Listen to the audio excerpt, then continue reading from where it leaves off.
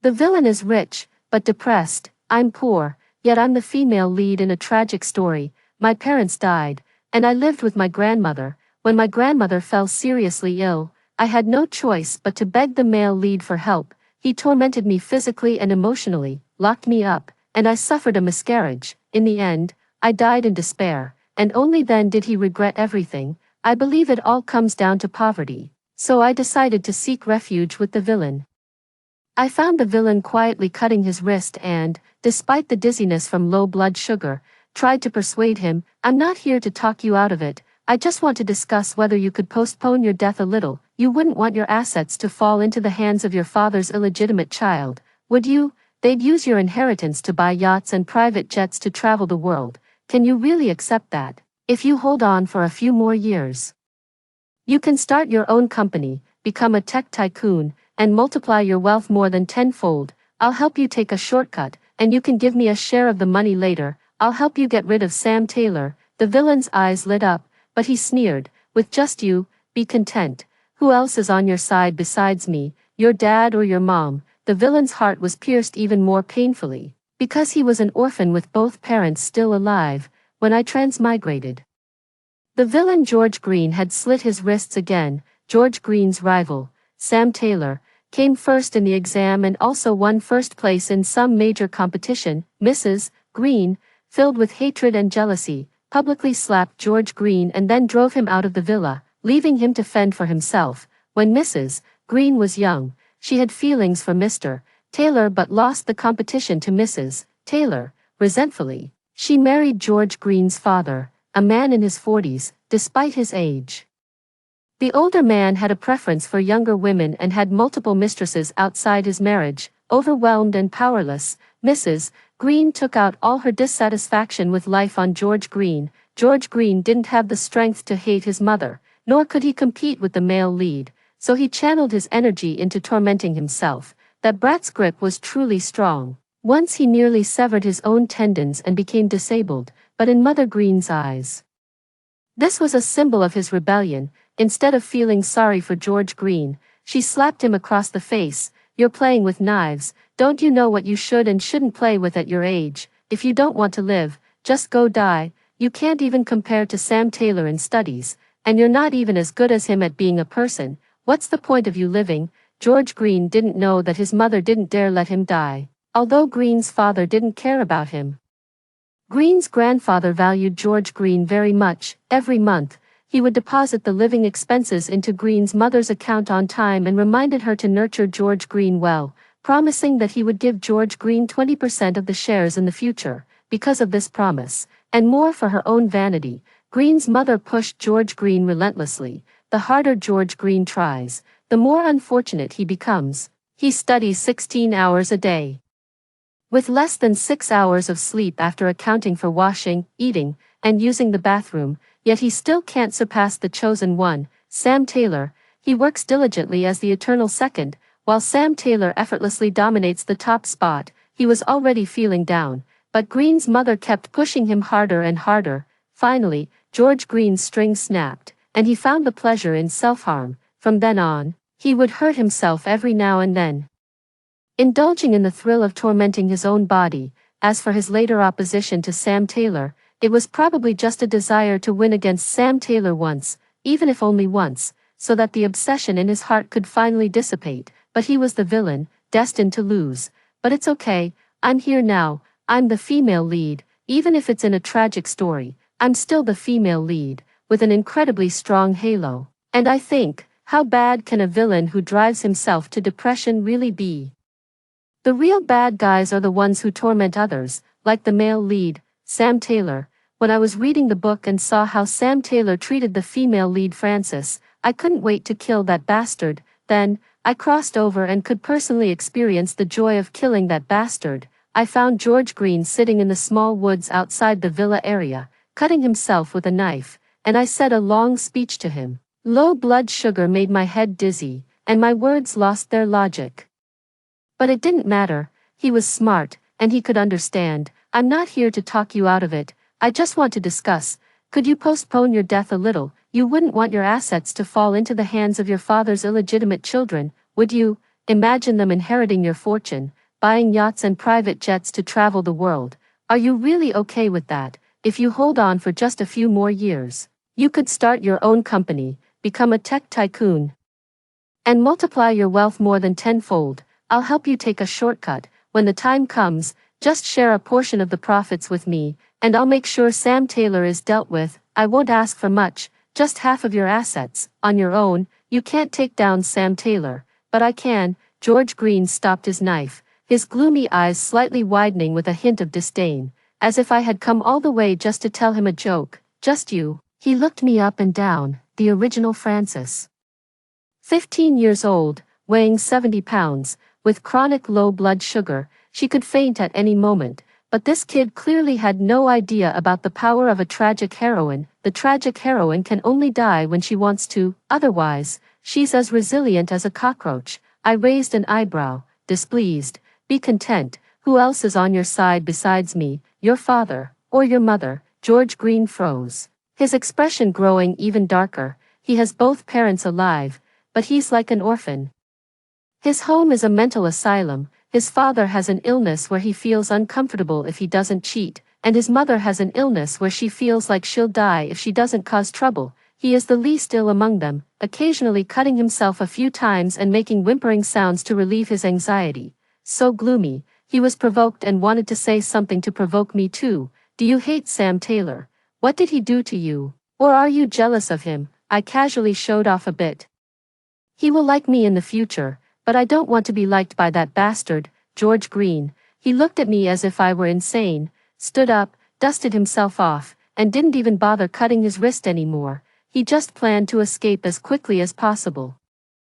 I hurriedly reached out to stop him. Don't go, I'm serious. Before I could finish speaking, I fainted. Before losing consciousness, I thought despairingly, the female lead in a tragic novel is such a paradox. How can she be both delicate and resilient at the same time? When I woke up, I was at the Green's house. George Green was being beaten by his mother. What is your relationship with her? Why did you bring her home? Are you in a relationship? No wonder you can't do better than Sam Taylor. You're not as smart as others, and you don't even work as hard. What's the use of raising a waste like you?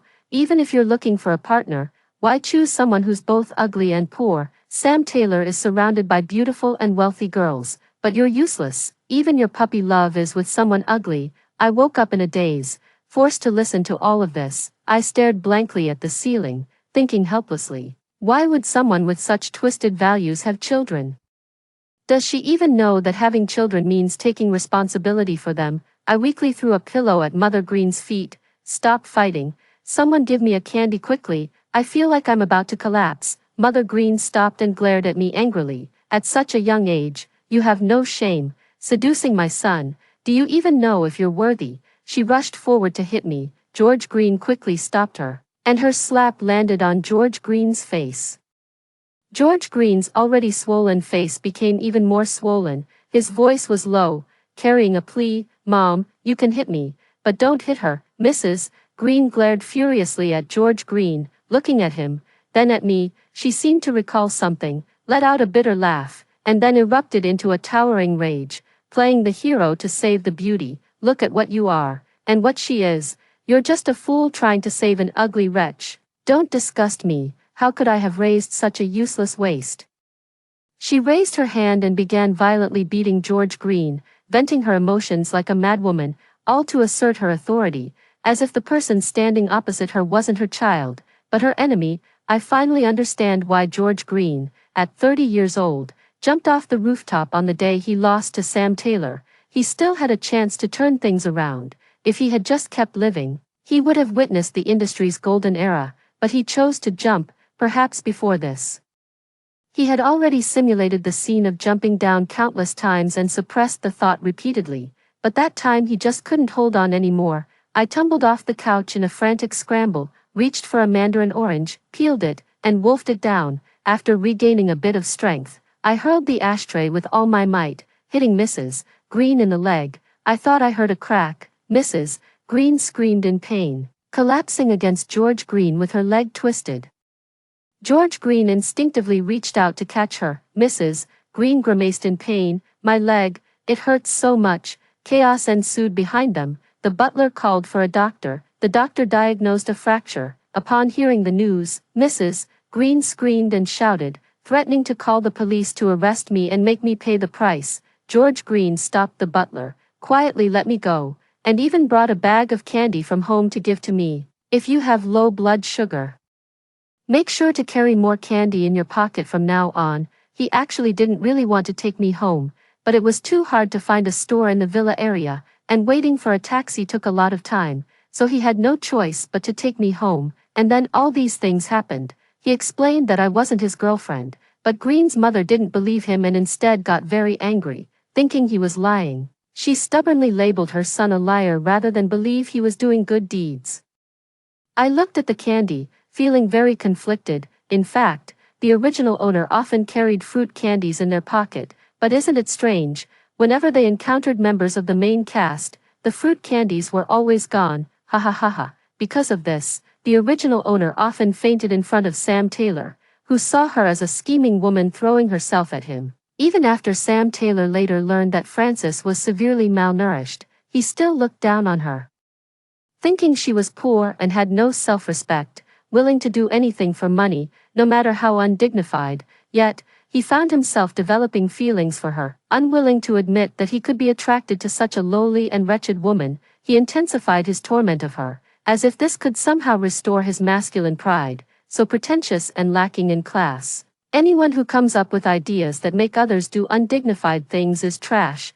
Listening to the screams of Mother Green from the room, I sighed helplessly. What are you going to do? George Green stuffed a piece of candy into my pocket and said coldly, none of your business, you should leave now. I took out a piece of candy, unwrapped it, and put it in my mouth. The sugar is sweet, making my life seem not so bitter. I pushed George Green aside and said calmly, if you can't handle it, I'll take over. If I can handle your mother, you'll have to listen to me from now on. I walked into the room and said calmly to Mrs. Green, whose eyes were red and who was as angry as a lion, I recorded the part where you were beating George Green just now, and I'll send it to Grandpa Green. Green's mother's clamor came to an abrupt halt. She looked me up and down, taking in my shabby appearance, and sneered, do you even know your own worth? Do you know which way the door of the Green family faces? I took a deep breath and calmly began the moment of the hunt. Grandpa Green's address is No. 1, JY Road. Even if I can't get into the villa area, it's fine, he has to come out eventually, right? As long as he does, I can wait for him. However, I'm usually too lazy to wait. I'll just send him an email. The Green Corporation's website has published the chairman's email, stating that any employee with suggestions for the company can directly complain to the chairman. Contacting him via email is actually the fastest way. If that doesn't work, there's always the Green Corporation's official social media account. I'll take a few screenshots of you beating up George Green and send them over. Do you think they'll rush to curry favor with Grandpa Green and quickly pass the message along? After all, everyone knows that Grandpa Green doesn't like you, but he really likes George Green. Even if all the above methods don't work, I can sell the video to the paparazzi. They should be able to get in touch with Grandpa Green, since he often has to deal with his son's romantic affairs and has close ties with the media. Actually, I like this method the most. I can make a lot of money, thanks to the material you provided. I've said everything. Do you have anything to refute? She should be gone. Her face flushed red with anger as she glared at the door. About to speak, I turned around and saw George Green eavesdropping at the door. I immediately interrupted Mother Green. Don't even think about calling George Green. When you hit him, you didn't treat him like a son. Now you want him to treat you like a mother and protect you. Aren't you disgusted by your own double standards? Even if you call him, I won't listen to him. He loves you. That's why he's willing to be manipulated by you. I don't love him. His words are like farts to me. I won't listen to the ramblings of a confused fool. George Green flushed red and glared at me angrily. Mrs. Green had a complicated expression as she looked at George Green, but surprisingly, she didn't get angry. She said coldly, what exactly do you want? Let's talk. I closed the door, shutting George Green out. This was a conversation between adults, and George Green, a little brat, wasn't fit to listen. I sat down on a chair, looking at Mother Green. Her original name was Kathy. A very beautiful woman. Otherwise, the philandering Father Green wouldn't have married her, but her prime was short-lived, or rather, her period of happiness was brief.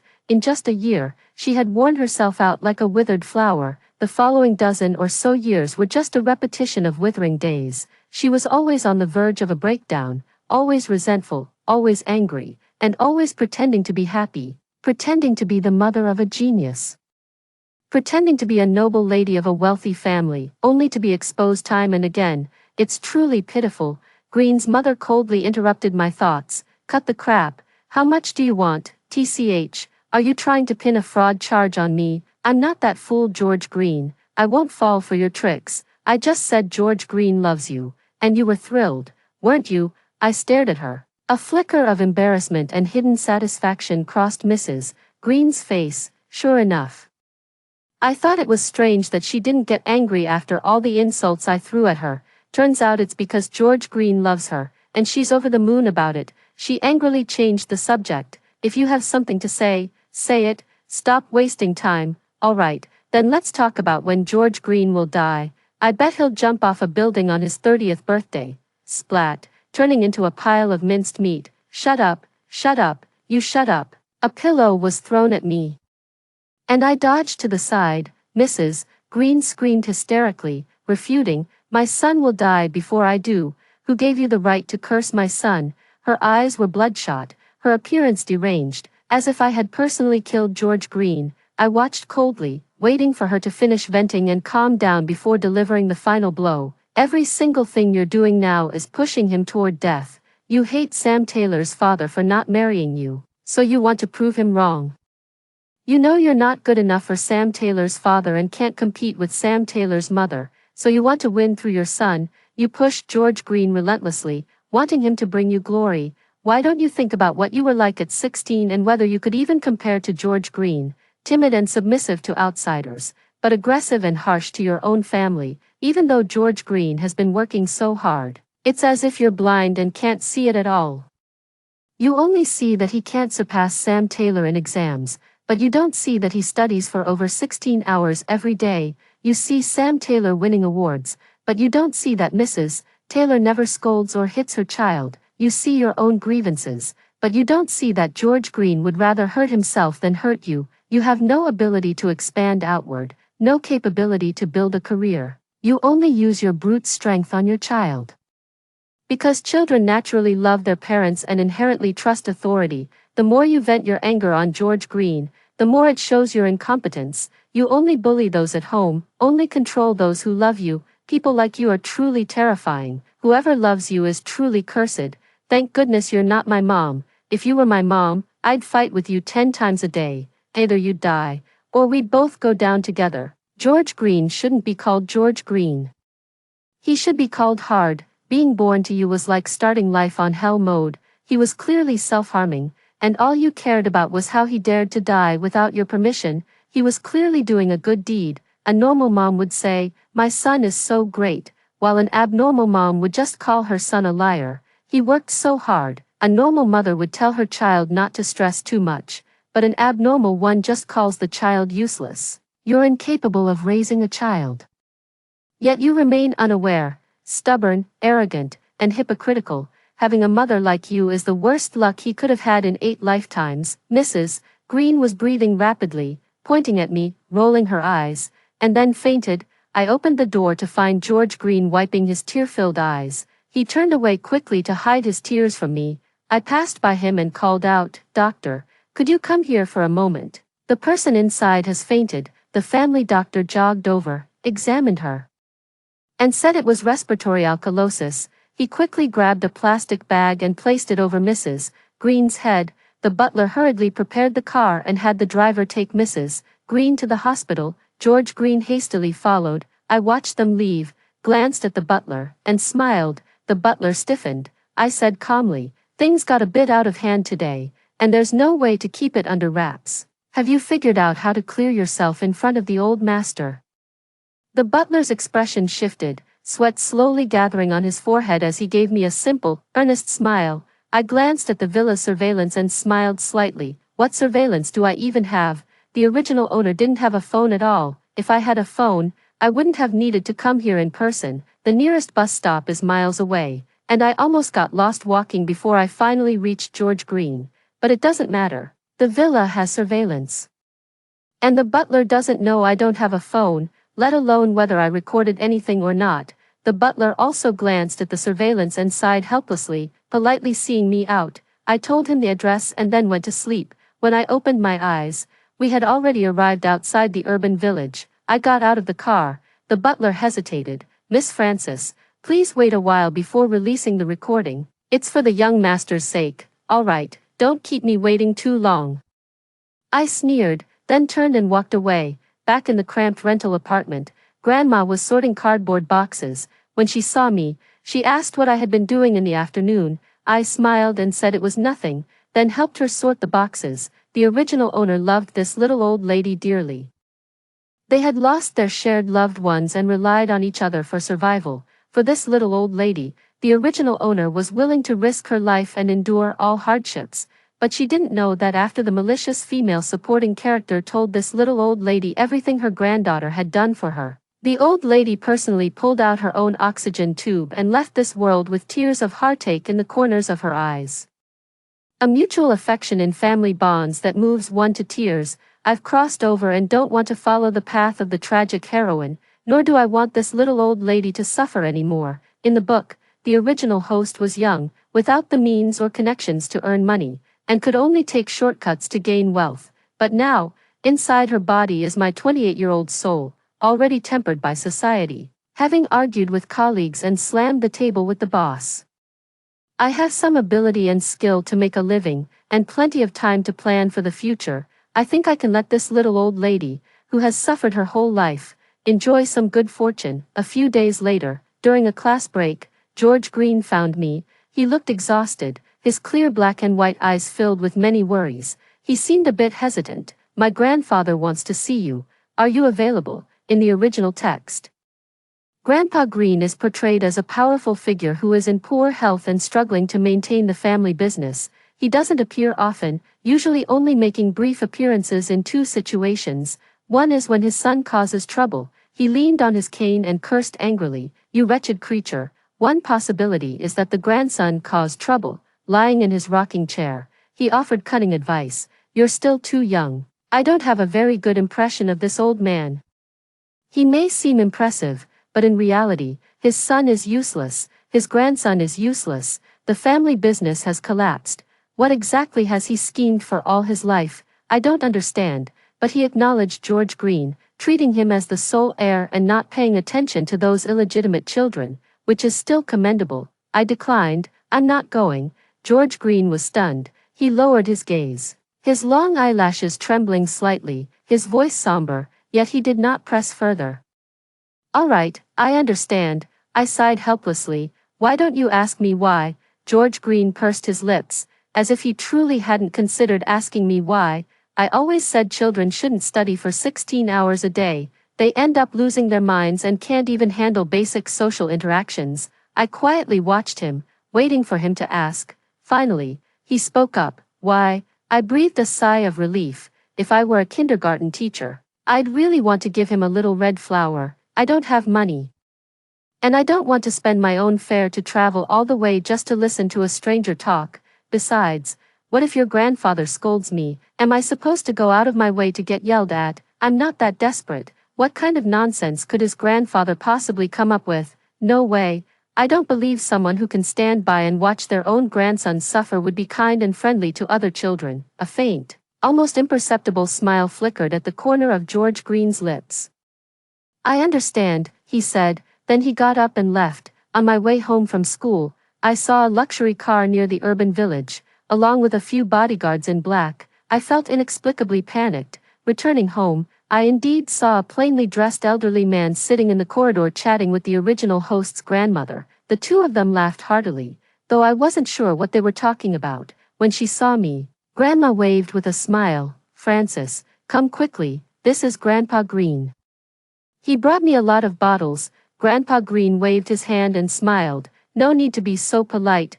No need. I'll bring you more next time I collect some." "Oh, your granddaughter looks about 15 or 16. Probably the same age as my grandson." "Oh, and she's a student at No. 1 high school." "George, Come quickly and meet your classmate." He pulled George Green, who was covered in dark energy, out from the corner. George Green looked at me, opened his mouth, but hesitated to speak. I glared at him, then put on a smile to reassure my grandmother before seeing Old Man Green off. George tactfully followed Old Man Green into the car. Old Man Green sighed and said, "The family is indeed in difficult circumstances." He said to the driver, "Our company has a program to sponsor underprivileged students, right? I think this young lady is quite suitable." The driver acknowledged and said he would take care of it immediately. The dark aura on my face faded a little. Old Man Green added, "Don't worry, the sponsorship will last until you graduate from university, and you'll also receive a scholarship, which should be enough for you and your grandmother to live on. However, I have one condition: you must study and live with George, take good care of him, and be considerate of him." I didn't wait for him to finish before opening the car door and getting out. I knew that wretched old man was no good. He never treated me like a human being. He wanted me to be George Green's playmate, to indulge him in his master-made fantasies. If I were really going to play that game, why wouldn't I just go to the male lead? He's the ultimate winner, after all. Old Man Green was dumbfounded, his face darkening severely. I turned around, pulled the car door open again, and said, "Don't come to my house anymore. I'm already at the bottom of society. There's no further to fall, but you're different. You still have plenty of room to fall." Old Man Green was so angry his eyes widened. He opened the car door and shouted after me, "Come back, let's talk again." I stopped in my tracks and turned to look at him. The old man was furious. "Really?" I got into the car and asked the driver, "Do you have any quick-acting heart relief pills?" The driver silently glanced back at me, then at the old man, and slowly said, "Yes." "Then I can rest assured." I stated my conditions, pulling a notebook from my pants pocket, jotting down notes as I spoke. "You hire me as George Green's life tutor. With a monthly salary of $100,000, I will communicate and confirm the work content and direction planning with you. George Green needs to listen to me. I have the appropriate authority to impose penalties. If that's unacceptable, we can choose not to sign the contract. Additionally, my benefits and compensation should be up to standard, since you cannot provide Social Security and the 5 insurances. I hope this can be converted into a cash subsidy. Furthermore, I expect my benefits to be comparable to those of Green Group employees. I will provide regular updates on my work progress, but my own career development takes priority. I cannot guarantee immediate availability at all times. And I hope you will not interfere excessively." I said everything I could think of. "That's all for now. We can add supplementary clauses later if we encounter any other issues. These are my demands. Do you have anything else to say?" Old Man Green twitched the corner of his eye and said in a deep voice, "You've thought it through quite thoroughly, but where do you get the idea that you're worth $100,000? I closed my notebook.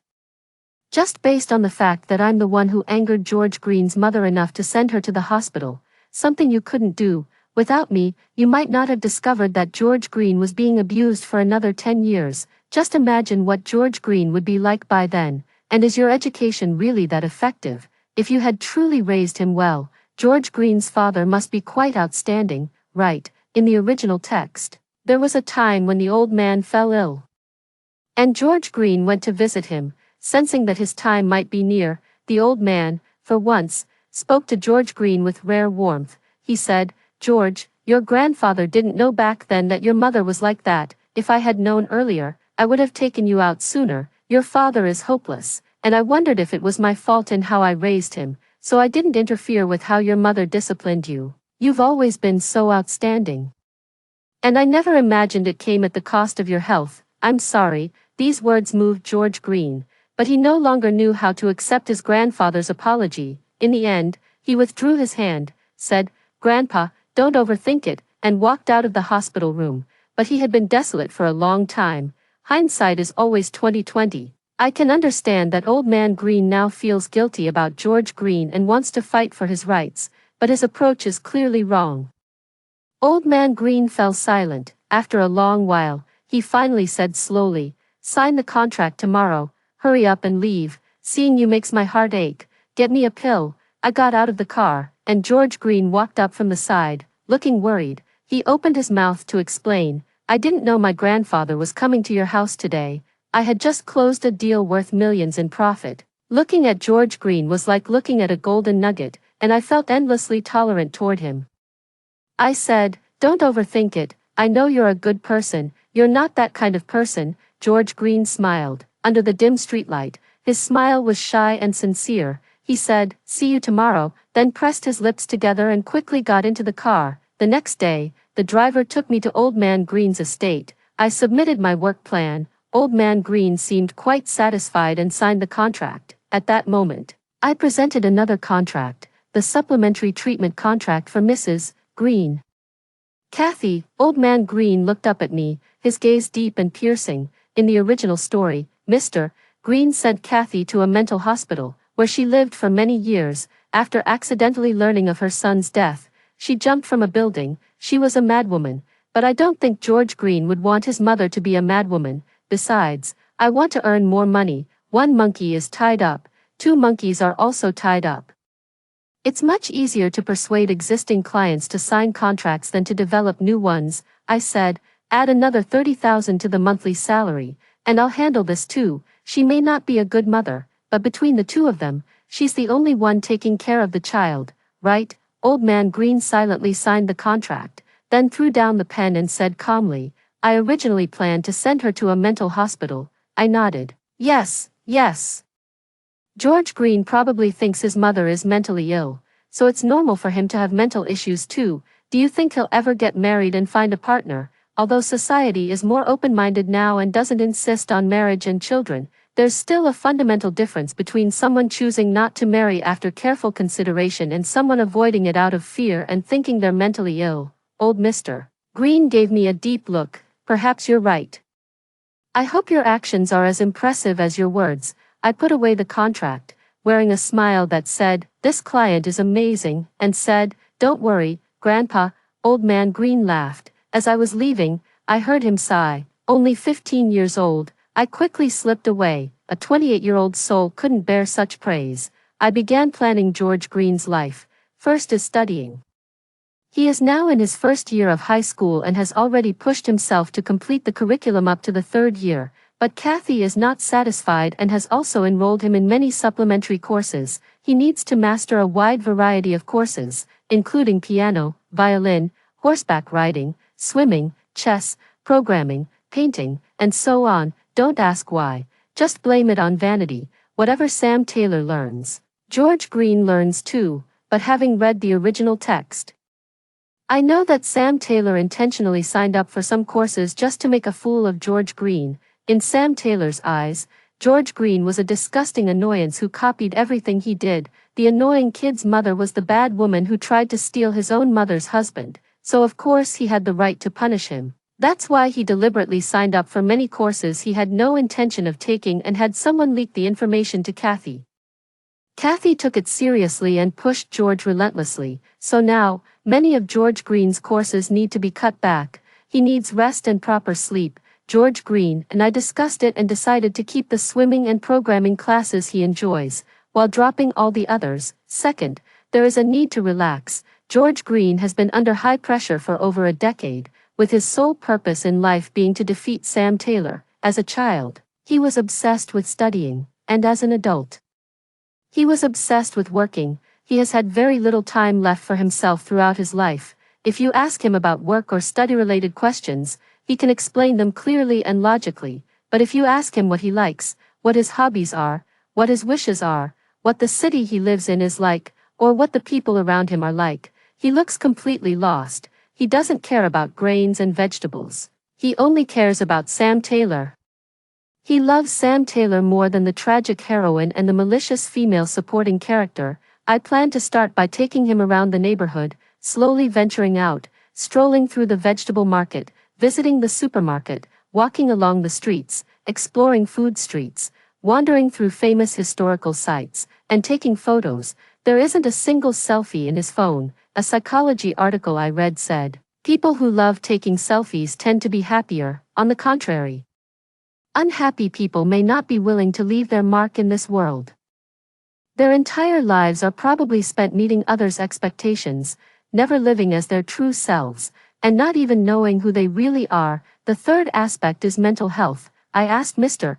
Green to find a few psychologists, Children under long-term high pressure often feel lost once they relax, struggling to find goals and direction, making psychological counseling extremely necessary. George Green has already shown signs of self-harm, and his mental state is concerning. It will take time to select the right psychologists from those available. I've always believed that the most expensive option isn't necessarily the best. The most suitable one is. Finding the right fit requires time and effort. After discussing these matters with George Green, I took a sip of water and asked if he had anything to add. George Green shook his head, his long eyelashes covering his dark pupils. That's great, thank you. Francis, do you have any plans for yourself? I thought carefully for a moment and replied, for my main studies, I need to catch up on lessons. As for extracurricular interests, I want to take self-defense and swimming classes. As the original female lead in a tragic story, the limitations imposed by her family conditions and physical state were far too great. She clearly had a good mind, but due to poverty, she often went hungry and suffered from chronic low blood sugar, making it difficult to concentrate on her studies. Much of her time was spent working part-time jobs to support her family, leaving her with insufficient time for learning. Despite all this, she still managed to get into a top-tier university. I can't even imagine how amazing she would be if she had a healthy body and a family background that, if not comparable to the male leads, was at least decent. She also suffered from dysmenorrhea, and every time her period came, she would be in excruciating pain. To make matters worse, the malicious female supporting character would always stir up trouble, claiming she was faking it. With a pale face and tears in her eyes, she could only endure the male lead's torment, both physically and emotionally exhausted. Sam Taylor and Kathy probably have the same thought process. They're practically made for each other. Otherwise, how could they both fail to understand plain language? Menstrual cramps may not always be curable, but they can be improved through exercise. I hope to have a strong physique to better cope with future changes. As for swimming, it's purely a personal hobby. I enjoy the feeling of focusing on each breath in the water, with a clear mind and no distractions. It's incredibly pure. George Green hesitated for a moment about taking up Sonda. I advised, you can try Sonda in the future when the opportunity arises, but definitely not now. You need to rest. Relax your mind and body first, and then plan for the future. George Green smiled with relief. From then on, we attended classes during the week, went to extracurricular classes on Saturdays, and spent Sunday mornings wandering around, with afternoons dedicated to seeing the psychologist. The psychologist confirmed a very gentle doctor. This was finalized after meeting with 6 different psychologists. She is calm and powerful, with a gentle gaze. During the first few visits to the psychologist, George Green was actually quite resistant. Some tried to guide George Green to speak, while others had George Green take tests. Only she noticed that George Green was uncomfortable and gently said, "Don't like it, that's okay, you can take a nap here, read a book, or do something you enjoy. Would you like me to play some music?" George Green could bristle with thorns in the face of hostility, but he was at a loss when confronted with kindness. Later, he slept there for the entire afternoon. When he woke up, he looked around in confusion. While the psychologist paid no attention to him at all, focusing instead on her own book, only when he made a sound did she lift her head from the book and ask with a smile, "Did you sleep well?" George Green nodded vaguely and then ran out in a fluster. I hurriedly chased after him, and we walked one after the other on the road in front of the psychological clinic. The city lights were just beginning to glow, and the bustling crowd hurried along.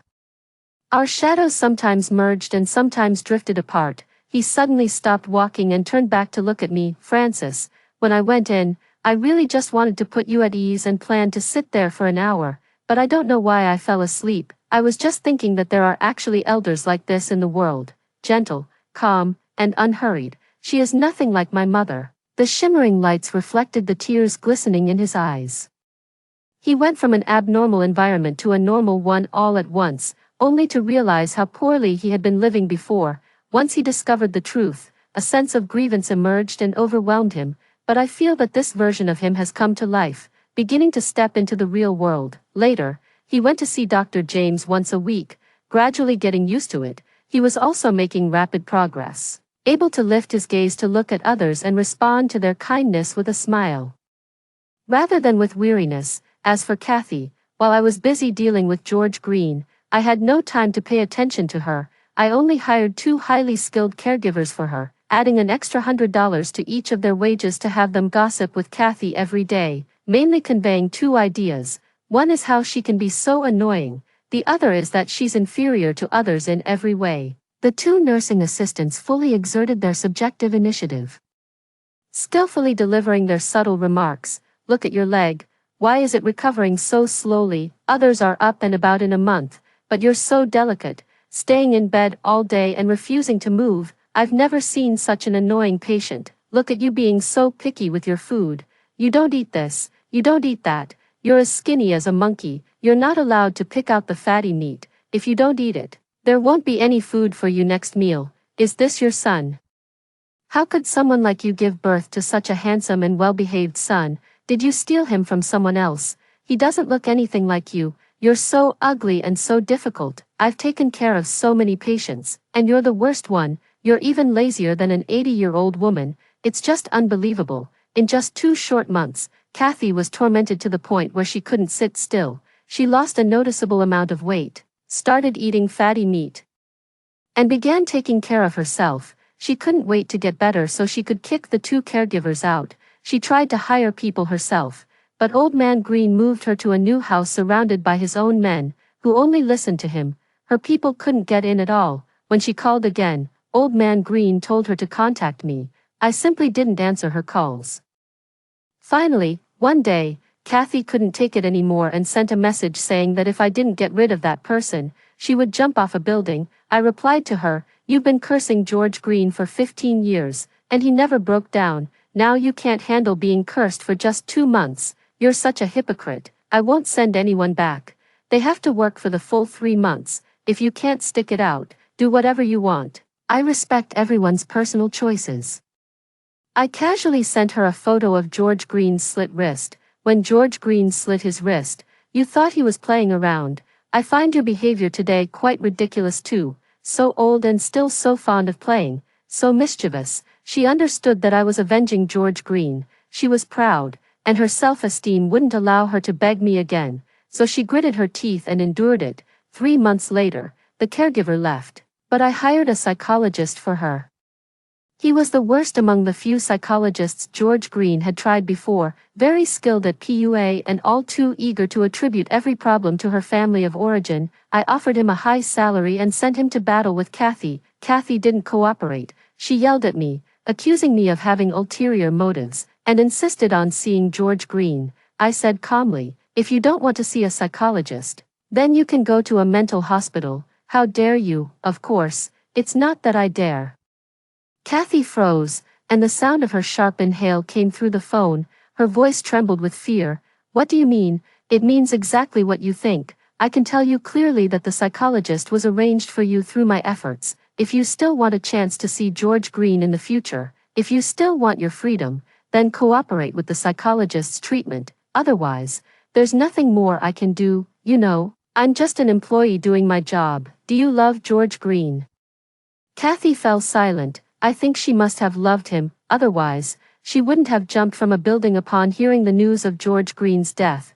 But her love was pathological, twisted, suffocating. Some people, despite their age, are worse at loving than children. If you love George Green, then cure your mental illness. You still have a chance to see George Green. Otherwise, you know, I may not have the means, but someone else does. Kathy hung up the phone and began cooperating with the therapist's treatment. But it didn't take long before she couldn't stand it anymore. She cursed the therapist, saying he was sick and that his qualifications were bought, and that his words reeked of a lecturing tone. She demanded that I find her a different therapist, or she would have a breakdown. I couldn't help but laugh. "Oh, that's great, isn't it? What else?" I knew exactly what he was like, which is why I sent him to treat you. "You really love lecturing, don't you, thinking that as long as you work hard, you can keep up with the pace. This doctor really isn't that great, but you should try harder. If what he said is wrong, then tell me what is right. You don't know either, then why are you giving blind advice? If you know, then tell me the specifics so I can help you. If you can't even articulate them, I can only assume you're being uncooperative in your treatment. I'll speak with Mr. Green. It might mean extending your treatment period. you're not a psychologist, so how would you know? Then read some books, study on your own. Didn't you have George Green's self-study all the way to high school level? If a child can manage that, why can't you? Kathy angrily hung up the phone. She realized that reasoning with me was pointless. I appeared to be helping her, but in reality, I was deliberately making things difficult to avenge George Green. She bought psychology books, intending to study on her own, determined to outdo that psychologist. I heard that every therapy session between them felt like an argument. The psychologist was indeed much more skilled than her, and each time, she would be so furious she nearly passed out. 3 months passed like this, and I sent her a detective. This time, she was very cautious, thinking I was up to no good. She misunderstood me. This time, I was truly sincere. She always felt that not marrying Taylor's father was the regret of her life. However, having read the original text, I know that a family capable of raising someone like Sam Taylor could never be a happy and harmonious one, but people tend to romanticize the path they didn't take. If I were to investigate and present the truth to her, someone with her skeptical personality would definitely think I'm trying to harm Mr. Taylor, but if she uncovers it herself, she would believe it wholeheartedly. Convinced that she holds the truth, I said, I recommended the person to you, but you don't have to use him. Also, you'll have to pay for it yourself. Old Man Green won't cover this expense, as it's to fulfill your own personal wishes. However, Old Man Green has made it clear that you are not to pry into George Green, or else you know the consequences. Kathy hung up the phone. She didn't believe me at all, but a few days later, she asked me to give her that detective's number again. I replied to her message, Honorable Madam, you hung up on me last time. Cut the crap. What do you want? I sent a picture indicating I was short on cash. She resentfully transferred 10,000 yuan to me. You're so stingy. Kathy, don't go too far. I sent the detective's phone number over and transferred $10,000 to the detective. Please send me a copy of the information she finds as well. Detective, you're so stingy. Don't you go too far. Later. I received the information Kathy wanted to investigate. Her main focus was on Taylor's father and Taylor's mother. Although she forced George Green to compete with Sam Taylor, ultimately, she felt she couldn't measure up to Taylor's father and mother. Even though she wouldn't admit it out loud, deep down she had already accepted that she was a failure. Her husband is unfaithful and promiscuous, not as good as Taylor's father. Her reputation and temperament are not as good as Taylor's mother's.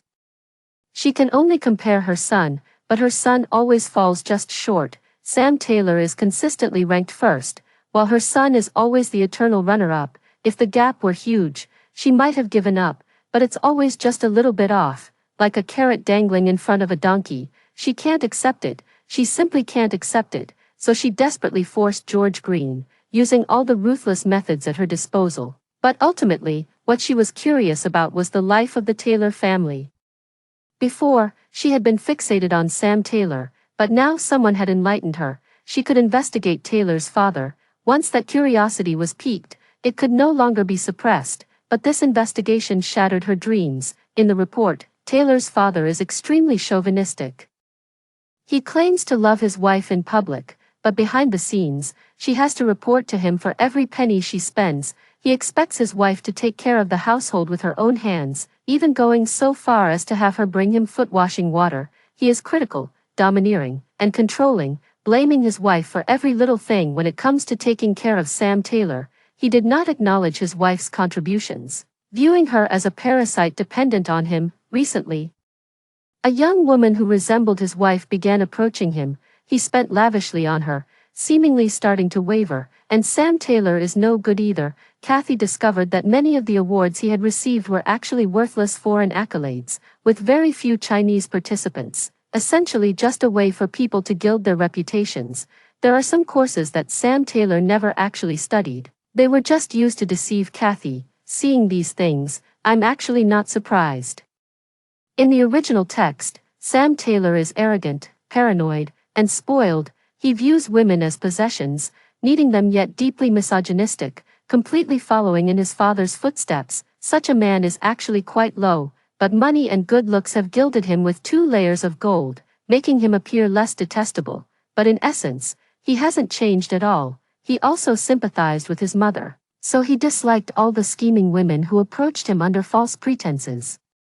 When he identified the original female lead as one of them, he felt no guilt about tormenting her both physically and emotionally. In his view, a saintly woman like his mother deserved to be married and revered at home, but a scheming woman like the original female lead only deserved to be trampled underfoot. He never truly saw them as human beings. In her youth, Kathy yearned for Taylor's father but could not have him, so she gilded the river she never crossed with the glow of her imagination. Little did she know, imagination is like an abyss, hiding amplified fears. I once read a very short story. It said there is a very, very dark abyss, and in reality, there is nothing inside it, but if a person stares into the abyss for a long time, whatever they think of will crawl out of it. Kathy mistook others' curated social media posts for real life, destroyed herself, destroyed George Green, only to find out it was all staged. Her mindset must be completely shattered right now. I told the butler to keep an eye on her at all times. Sure enough, that evening, the butler called to tell me that Kathy had gone up to the rooftop, and this time it seemed real. I got up, told my grandmother I had something urgent to attend to, then got dressed and hurried downstairs. When I got downstairs, the car was already waiting. George Green was in the car, and Old Man Green was sitting in the back seat with a grim expression. He sighed and said, "Is love really that important?" I couldn't answer, because this is a romance novel. I really wish I had transmigrated into a mystery or supernatural story. Right now, I think even ghosts are more likable than people. When we arrived at the scene, the psychologist was trembling as he cautiously spoke to Kathy on the rooftop. "Ms. Kathy, I was wrong. I won't argue with you anymore. Please come down, I'm begging you. I admit I didn't study properly back then. My advisor was so annoyed with me that he just hurriedly sent me away. From now on, whatever you say goes. If you don't like me talking, I'll keep my mouth shut. Come down, it's all my fault." But Kathy's eyes were vacant. She sat right on the edge of the building, and the slightest movement could make her fall. No one dared to touch her. I didn't dare to speak, afraid of triggering her. George Green rushed up the stairs in a few quick steps as soon as he got out of the car. He trembled and said to Kathy, "Mom." Kathy seemed to snap out of her daze. She glanced back at George Green, tears streaming down her face, choking on her words and unable to speak. She said, "I'm sorry." George Green said, "Mom, I don't blame you. Come down, please come down." He reached out his hand to her. Kathy also extended her hand to him, but the moment she grasped his hand, she gently pushed him back and jumped down herself. The butler had already placed an air cushion below, so she didn't die, but she suffered several fractures all over her body. After being sent to the hospital, she stayed there ever since. George Green heard that she was safe, then came out of the hospital looking utterly devastated. When he saw me, he walked over, gently embraced me, his body cold and trembling, his damp tears soaking my heart. He said, "I thought I hated her, but when she jumped, I realized I didn't hate her that much. I pity her, Francis. I think she's both pitiful and pathetic." I hummed in response, gently patting his back. Later, Kathy stayed in the hospital for a long time. After she woke up, she didn't cry or make a fuss, like a living dead person. When she was discharged from the hospital, I planned to change her psychologist, but she spoke up on her own. "No need, let's stick with him." The psychologist also learned his lesson. He stopped speaking carelessly and began to do his homework, focusing on what was relevant and keeping quiet when there was nothing to say. Kathy began seriously studying psychology on her own. At first, she only listened to the psychologist, but later, she started using her professional knowledge to challenge the psychologist. Later on, the psychologist, pulling at their hair, said, "Maybe you should stop learning from me. My mentor didn't have this hard a time teaching me back in the day." Ah, what a disaster. George Green maintained a routine of visiting her once a month. Later, she said to George Green, "Don't come anymore. You tremble when you see me, and it's hard for you. Yet you still force yourself to stay calm. I wasn't good to you before, so from now on, be kinder to yourself. George, I hope that for the rest of your life, you'll always put yourself first." George Green came out crying. He looked at the azure sky and said, "Francis, it's good to be alive, right?" I smiled and said, "Yes, it's great to be alive. Only by living can there be hope. Hope is the most beautiful thing in the world." After finishing all these tasks, the end of the first year of high school had arrived in the blink of an eye. I achieved the top score in the grade, with my name placed above Sam Taylor, and George Green came in third. That day, as I passed by the playground, a basketball nearly hit me. I hit the ball away and looked at the person who threw it, only to see a handsome, cool guy. He had sharp eyebrows and bright eyes, a face full of rebelliousness, unique hair, and a playful smile. "Sorry, I just wanted to get to know you. I'm Sam Taylor, and you're Francis, right?" I picked up the basketball and threw it right at Sam Taylor. "Call me your grandpa." I got into a fight with Sam Taylor. Basically, I completely dominated that little punk. My Sonda training wasn't for nothing, and he didn't dare hit a girl anyway, or his reputation would be ruined. In the end, we were both called to the principal's office, and our parents were notified. The one who came on my side was my grandmother, and on Sam Taylor's side, it was Mrs. Taylor. She was a very beautiful and gentle woman, and time had been kind to her. There were fine lines at the corners of her eyes, but she was as lovely as a painting. Seeing me and Sam Taylor with his bruised and swollen face, she first asked what had happened. Upon learning that Sam Taylor had provoked me first, she gave me a surprised glance, then softly urged Sam Taylor to apologize. Sam Taylor shot her an impatient look, then glared at me resentfully, let out a light scoff, and remained silent. Mrs. Taylor had to apologize to me on his behalf. Her tone was very gentle, very much that of a well-bred lady, but clearly she held very little status with her husband and son. Seeing that she couldn't persuade Sam Taylor, she could only sigh helplessly, apologize to me once more, and then lead Sam Taylor away. Sam Taylor broke free from her and walked away alone. She resentfully chased after him, looking very pitiful. Mrs. Taylor is quite good, however. A woman in a weak position finds it difficult for her children to truly accept her education, because children are naturally drawn to strength. Seeing that she is not doing well, they will not identify with her ways. Such an education is destined to fail. Grandma was very angry. The little old lady's eyes drooped, muttering under her breath, "That boy is really bad. How could he hit someone with a ball? So rude. And that attitude toward his own mother. It's truly disheartening to raise a son like that. Francis, if he ever dares to bully you again, just fight back like you did today. Don't be afraid. If they refuse to reason, Grandma will go hang herself at the police station's entrance." I couldn't help but laugh. Grandma and I have already moved out of the urban village and now live in a decent residential building. We no longer have to walk through long, dark alleys, afraid of tripping or accidents. I've saved up some money and plan to buy a house directly after getting into university. Then, I'll move there with Grandma. I said, "Don't worry. He can't bully me." Actually, in high school, Sam Taylor and the original owner had no contact. At that time, Sam Taylor was a legend. He was admitted to a prestigious university early during his second year of high school, pursuing a combined bachelor's, master's, and doctoral program. By the age of 22, he had already earned his Ph.D., while simultaneously managing his family's business. He excelled in both academics and career, ultimately becoming a legendary domineering CEO in tragic romance novels. The male lead is always given an extremely high status, as if placing him on a pedestal grants him the right to pass judgment on the female lead in every way. This inequality is actually very unfair, because once a female character is given such a setup, in most cases, she ends up with the role of the malicious female supporting character. It's a bit off-putting, and the original protagonist basically grew up listening to Sam Taylor's legendary stories, following and admiring him all the way to that prestigious university, which is why she fell into the trap so easily. During her junior year of college, her grandmother fell seriously ill. While working a part-time job, she encountered Sam Taylor and had an unexpected incident with him, which led to her being labeled as a scheming woman. From then on, her studies were put on hold, her career prospects vanished, and she was framed, insulted at will, and subjected to various moral judgments.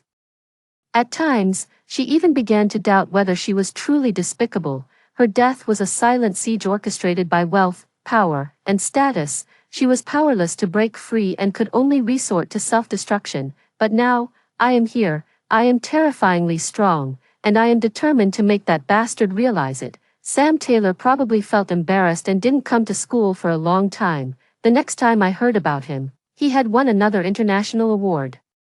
He updated his social media with a photo, lounging lazily among a pile of trophies, as if he didn't care about the award at all. I looked up the award and then laughed. It was the first competition held this year, and upon further investigation, I found out that the event was sponsored by the SIA group. I laughed so hard I was clutching my chest and stomping my feet. George Green also laughed. But his laughter gradually faded.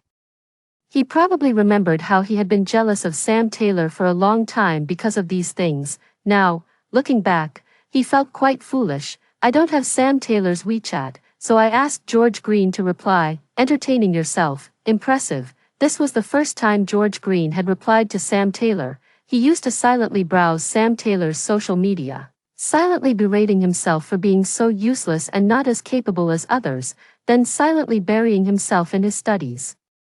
After sending that message, he suddenly seemed to let out a sigh of relief. I pulled him in for a selfie and had him posted on social media. "Congratulations to my dear sister for ranking first in the grade." He hesitated for a moment. "Why sister, you can call me auntie." He changed the word, sister, to little sister, and I forced him to change it back. I gave him a knock on the head. "What, have you been living too comfortably lately and can't tell who's in charge?"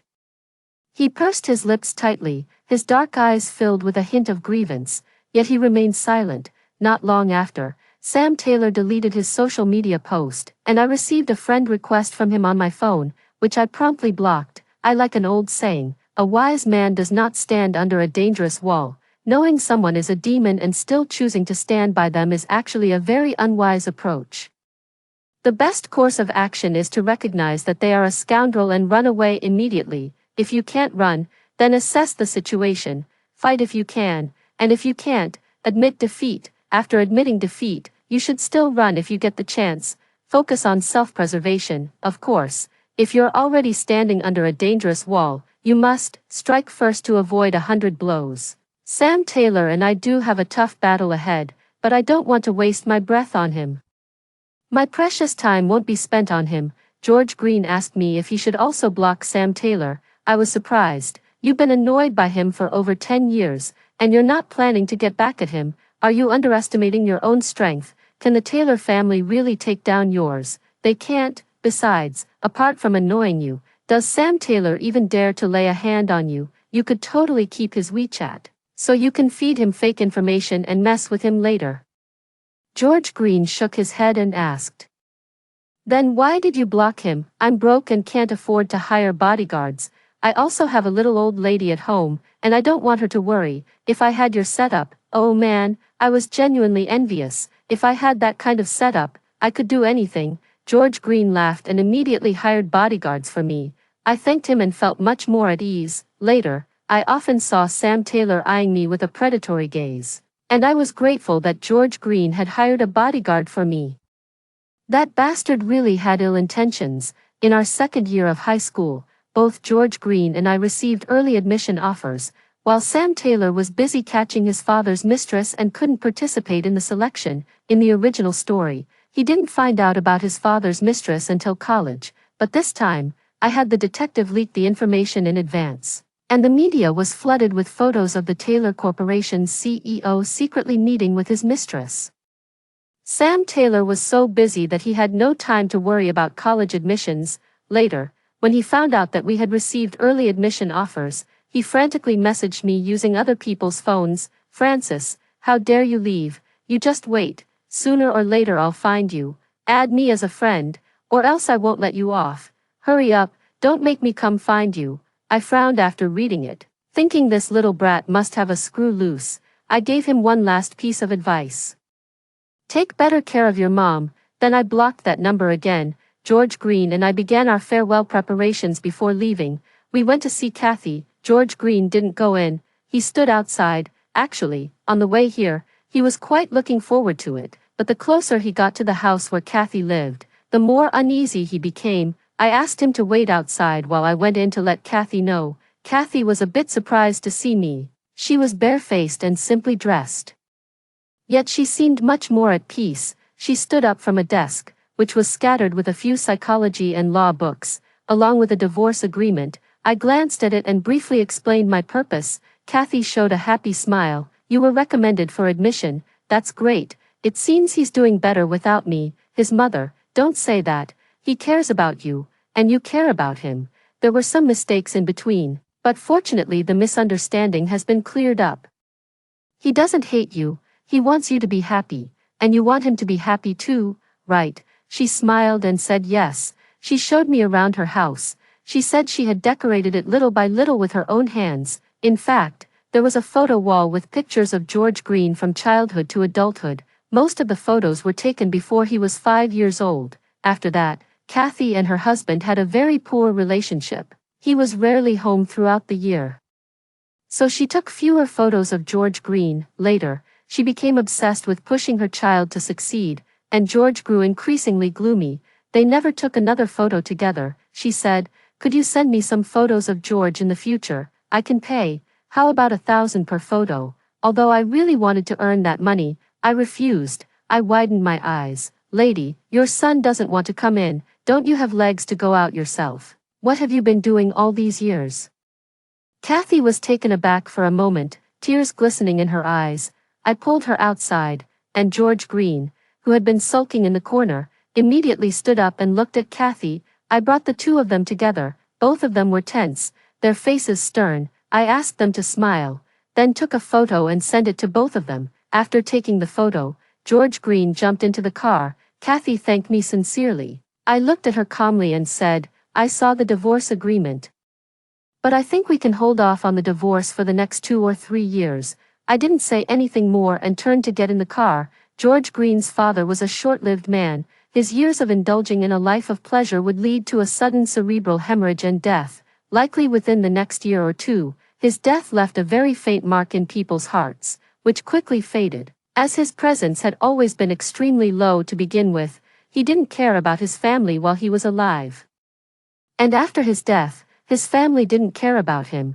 That's quite fair. George Green and I said goodbye to Old Man Green and headed to school. Old Man Green's health was gradually declining, but in this lifetime, his heart was content, having witnessed his grandson's excellence. I hope he stays healthy and can endure the day when the tragic news about his son arrives. I believe everyone in this world has their own causes and effects. Both causes and effects can be sweet or bitter.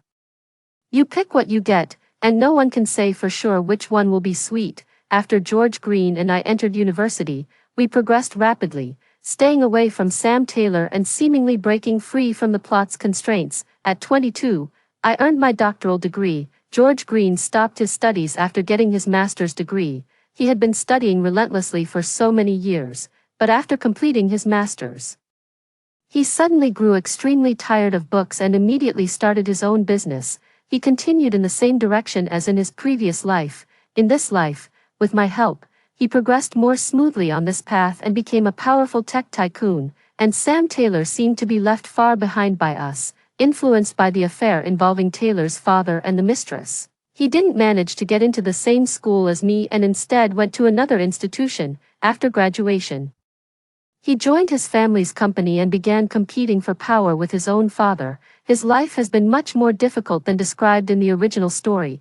I think that's only fair. It doesn't make sense for the female lead, the antagonist, the malicious female supporting character, and the malicious male supporting character to all have hard lives while he lives comfortably. My simple sense of justice finds that unreasonable. By the time I was 25, I had already started my own company and met Sam Taylor at a business cocktail party. He no longer had the adoration and self-centeredness from the original story, becoming an unpopular rich second-generation heir disliked by his father, currently toasting with his female companion and others. He froze when he saw me. His female companion noticed and stared sharply at me. In this life, Sam Taylor has begun a business alliance marriage, and his female companion is the wealthy heiress Jenny.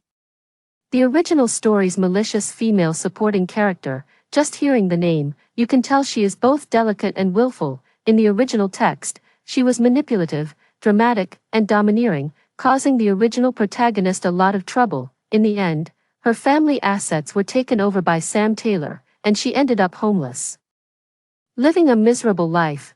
But I just think she's not right in the head. She's already a wealthy young lady. Can't she just spend money to make men compete for her attention? I nodded at Jenny and smiled. "Miss Jenny, is it? I've heard so much about you. Your nails are so beautiful. Where did you get them done? I pulled her away from Sam Taylor and enthusiastically invited her to join our new project. Jenny was quite interested at first. But Sam Taylor suddenly interrupted. Miss Francis. Isn't it inappropriate to snatch someone like this? She is my person, my fiancée. A shy smile appeared on Jenny's face, as if she was enjoying the feeling of being possessively claimed by Sam Taylor. When a woman starts to feel that being possessed by a man is a happy thing, she is probably the first one to stop seeing herself as a person, because people are the subject, and objects are the object. I looked Sam Taylor up and down and said, "May I ask who you are?" Sam Taylor looked as if he had been struck by lightning. He stared at me and said, "You don't know who I am." I shook my head, glanced at my watch, raised my glass, ignored Sam Taylor, and said to Jenny, "Miss Jenny, I hope we can have a private conversation next time. My project would greatly benefit from having an outstanding woman like you join." Jenny seemed a little flattered. For a long time, she had always been seen as someone's companion, but this time, I suddenly valued her greatly. As if she had rediscovered her own identity, we added each other as friends, exchanged phone numbers, and then I prepared to leave. Sam Taylor suddenly grabbed my wrist, gritting his teeth in anger. "Francis, I'm Sam Taylor from First High School. How dare you forget me?" I shook off his arm and looked him up and down with disdain. "That Sam Taylor who fought with me. Why should I remember you? I only spent a year and a half at one high school. And you were just a high school classmate. Do you know how many college classmates, masters, and doctoral peers I have, who would remember a classmate from 10 years ago? You're just too full of yourself, aren't you?" After I finished speaking, I looked at Jenny with a reproachful gaze, feeling somewhat speechless. "Miss Jenny, you're such a nice person, but how did you end up with a fiancé who's so, sigh?" I shook my head and walked away quickly. George Green was waiting for me. He gave Sam Taylor a deep look and then left with me. He wanted to come over earlier, but I stopped him with a single glance. Over the years, he has matured and become much more steady, no longer resembling the gloomy boy he once was. I think I've done a good job raising him, and I feel quite proud of him inside. He no longer saw Sam Taylor as a rival, but rather as a part of his past, a dark chapter in his life. He said, "Sam Taylor won't give up easily." I replied, "Oh. We're not the same as we used to be either." We exchanged a knowing smile and didn't take it seriously. When I got home, Sam Taylor kept adding me like crazy. He seemed to have an obsession with me. I still refused to add him. When I got home, I found out that a new neighbor had moved in next door, and it turned out to be Sam Taylor. They were in the middle of moving, and Sam Taylor seemed to be waiting for me, looking at me with a half smile and stylishly jingling his car keys. "Hello, neighbor." I sneered and turned to enter the house. Sam Taylor is getting arrogant now that he has Jenny's investment. He's about to push his own father out of power, feeling like victory is within his grasp. Well, I'm determined to make that victory slip right through his fingers. I contacted Sam Taylor's mother, Mrs. Taylor, and made a deal with her. "I can help you get a divorce, but I hope you'll meet a young woman and tell her in detail about the life you've been living all these years." Mrs. Taylor initially disagreed. She is a very soft-hearted person and would not betray her own son, until I sent her a photo of Sam Taylor sitting at the same table with his father and his father's mistress. Sam Taylor used Jenny's investment as leverage to try to force Mr.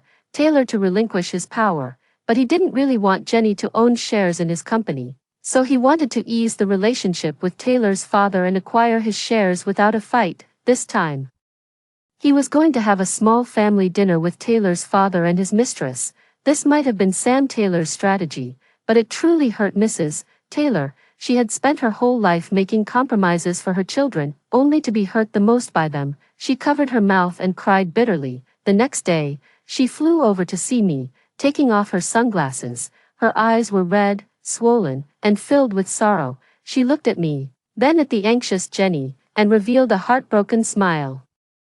"I'm sorry for making you witness this." She slowly recounted her daily life in the Taylor household, a life of a housewife with very little dignity. Her finances were strictly controlled by Mr. Taylor, and her only duty was to take care of the Green family. Everything else had to come after the family. She was not allowed to be selfish. She had to prioritize the greater good, could not throw tantrums, and had to take good care of the children if anything happened to Sam Taylor.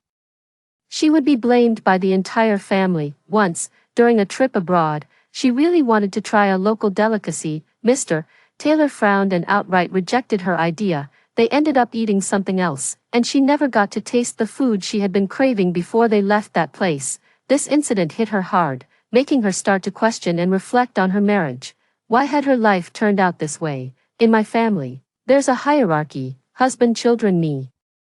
My needs are always placed last or simply ignored. I know this isn't right, but I can't achieve financial independence. I've already grown accustomed to this kind of life. Even if I were financially independent, I wouldn't be able to win custody against the Taylor family, so I ruled out divorce from my life a long time ago. I'm telling you this because I always thought Sam Taylor was different. I taught him a lot about respecting women. But it seems I've failed. He hasn't absorbed any of it.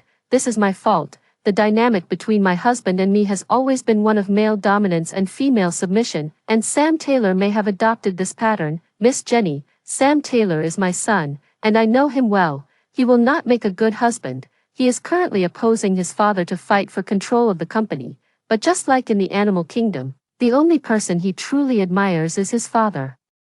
I hope you don't fall into the same trap as I did. Whether you help me or not doesn't matter. This is what I wanted to say. She nodded and stood up to leave. I gave her a business card. This is attorney Kathy's number. She will be very happy to assist you. Mrs. Taylor was taken aback. She knew Kathy. In the words of Mr. Taylor and Sam Taylor, Kathy was a nuisance, and her impression of her had always been negative. But this time, the person standing before her wasn't the bothersome Kathy. It was Kathy, the divorce attorney. I said, she is highly skilled in handling divorce cases and is very familiar with the dynamics of your social circle. Trust me, I wouldn't steer you wrong. Mrs. Taylor walked away in a daze. Jenny was also in a daze. Later, she parted ways with Sam Taylor and quickly fled abroad. Sam Taylor anxiously searched for her, but couldn't even catch a glimpse of her. Jenny quietly invested in a few of my projects, repeatedly urging me not to leak the news. She said, no wonder it's essential to see what kind of life the man's mother leads before marriage, because that's most likely the life I'll end up living. If he treats his own mother poorly, how can he possibly treat me any better? I don't want to have to watch my husband's expression just to eat a plate of food in the future. I laughed and said, exactly. Miss Jenny came into this world to enjoy life, not to suffer. She hung up the phone satisfied, and we became very close friends. Later, with Kathy's help, Mrs. Taylor successfully divorced Mr. Taylor and took a significant portion of his assets. Unlike in the original story, she did not give the assets to Sam Taylor but instead kept them firmly in her own hands. The first thing she did after the divorce was travel to that small country to taste the delicacies she had missed out on all those years ago. The food wasn't as delicious as she had imagined, yet she still ate it with tears streaming down her face. It was the fragrance of a soul set free. She can decide what to eat, what to wear, and what to do without having to consider others' opinions, weigh the pros and cons, or calculate gains and losses. She began to live for herself. Later, Sam Taylor ran into financial difficulties and sold the villa he had just bought next to my house. On the day he moved, he rushed to my door in a disheveled state but was stopped by the bodyguards and couldn't get in. His eyes were bloodshot as he questioned me. Why did I hate him so much? Why did I have to tear his family apart? I sighed helplessly. Aren't you going to thank me? Your mother has gained her freedom, he said angrily. Have you ever seen a child force their parents to divorce? How can you be so vicious? I sighed. Children who care about their mothers would, all these years. Have you ever truly seen your mother? Have you fought for any of her rights? Did you know your father controlled her finances? Did you ever offer her any help after you moved out? Did you ever think about taking your mother with you? He froze, gave up struggling, and looked at me as if he had lost all strength. I said, when your uncle was alive. He actually thought about helping your mother leave your father, but you hugged her leg and begged her not to go. So she stayed. After that, she could never leave again, and Sam Taylor had long forgotten the love he had for his mother when he was young, and began to learn to look down on his mother just like his father did. The only difference was that his father openly despised her, while he did so in a more subtle way. That day, I don't know how Sam Taylor left. All I know is that he completely left my life and never appeared again. Later, I heard from Jenny that he started his own business from scratch. deliberately opposing his father, and eventually managed to bankrupt and take over his father's company. This time, he did it on his own. No arranged marriage, no deceiving women. I think it's great. At 28, I spent the new year with George Green, watching fireworks bloom in the sky, he said with a burning gaze. We've been together for 13 years, I nodded. Yes, time flies, he said. Francis, what do you think of me? I looked up at him. Wow, unknowingly, he had grown into a stunning beauty, a delight to the eyes. What a pity, I can only look, after all, my real age is not 28, but 40 plus, such a handsome young man. I think he looks quite nice, but I no longer have any intention of getting involved with him. I shook my head. You're great, but maybe in the next life, in this one. Let's just leave it as it is. George Green wasn't surprised by this answer. We've been together for 13 years. If there were going to be any ambiguity between us, it would have happened long ago, not today. But he was still disappointed. He said, Francis, I might not dare to say such things again in the future. I said gently, I understand. It must have taken a lot of courage for you to say these things. But what I want to say is, even if we're not in a romantic relationship, I will still be an anchor for you in this world, and you are also a very, very important anchor for me. He nodded softly, and in the glow of the fireworks, tears shimmered in the corners of his eyes. Later on, we went our separate ways. He pursued his own career, and I focused on my own life. At 29, I felt my soul was very light, as if it were about to leave this world and go home. I left a line for Francis. Baby, I've already shown you once. The road ahead is up to you now. I've taken good care of that little old lady, and I believe you will make sure she lives well too, love.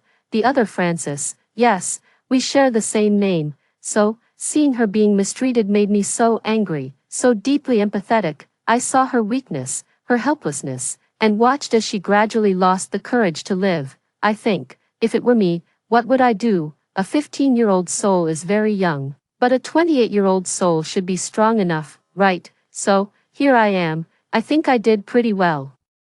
At least, that little old lady truly lived a good life, and this baton has been passed to the real Francis. This time, she will surely live this life well. I saw me slowly waking up. She looked around for me, saw me, and revealed a joyful smile. She jumped up, wanting to grab me, and I reached out, wanting to touch her. Our fingertips touch, souls trembling. She nods to me. Thank you.